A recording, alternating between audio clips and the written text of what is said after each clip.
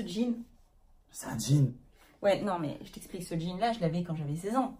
Quand j'étais jeune. Non, je veux dire quand j'étais pas maman, tout ça. Enfin voilà, enfin, il y a un petit bémol quand même parce que ça fait 2 semaines que je suis ton programme. Oui. Et je suis pas satisfaite parce que le poids a pas changé. Qu'est-ce qu'il y a? Et on s'en fout du poids. T'es bien dans ton jean, c'est quoi le problème? Tu viens de me montrer, je suis belle dans mon jean, il est belle. Non mais... C'est quoi le problème? On s'en fiche. J'appelle le professeur.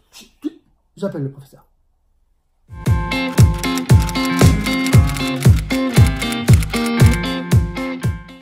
Bonjour professeur. La question du jour, pourquoi ne faut-il pas accorder trop d'importance aux chiffres sur la balance? Bonjour Simone. Tout simplement, le poids sur la balance ne reflète pas votre silhouette. C'est vraiment important, c'est vraiment psychologique chez les élèves que je rencontre le plus souvent. Vous vous dites, je veux à tout prix, tu confirmeras Simone, atteindre ce poids-là idéal, je veux passer en dessous de la barre des 50 kg. C'est ça.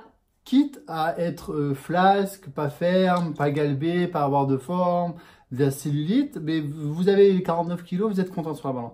Alors que vous pourriez faire 5 kg de plus, par exemple, et être ferme, musclé, des jolies petites pêches galbées, un ventre plat, et être beaucoup plus joli, entre guillemets, visuellement, et vous plaire dans le miroir. Mais le poids sur la balance, vous faites cette obsession.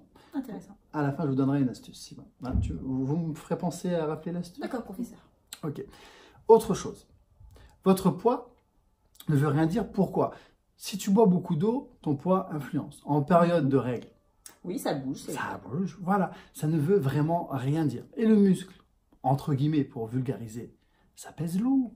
Hein? Donc si tu prends du muscle, ton poids, il peut pas... Tu vois, ça compense, entre guillemets, la perte de gras que tu as eue. Donc, c'est pour ça que ça n'a pas beaucoup bougé sur la balance.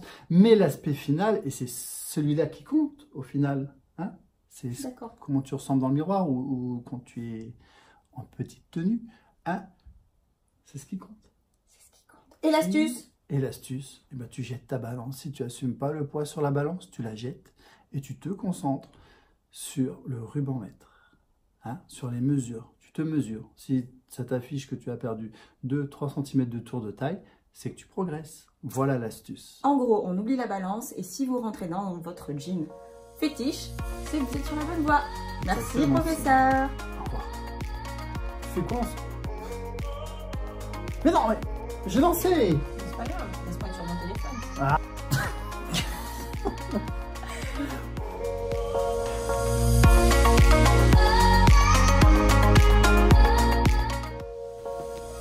Si toi aussi tu souhaites perdre des centimètres, te sentir mieux dans ton corps et avoir la bonne information, clique très vite sur le lien en description et rejoins-nous pour notre challenge 100% gratuit. À bientôt!